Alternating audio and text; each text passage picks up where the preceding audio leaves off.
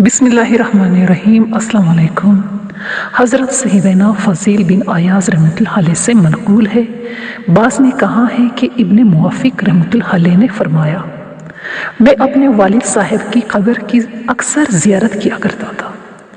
एक दिन मैं एक जनाजे के हमरा इस कब्रिस्तान की तरफ गया जिसमें मेरे वालिद मदफून थे। मुझे कोई काम था जिसकी वजह से मैंने वापसी में जल्दी की और अपने वालिद की कब्र की ज़ियारत ना कर सका।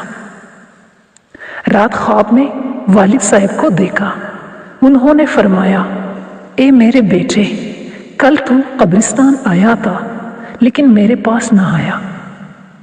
मैंने कहा, आबा जान, क्या आप जानते हैं कि मैं आपके पास आया था?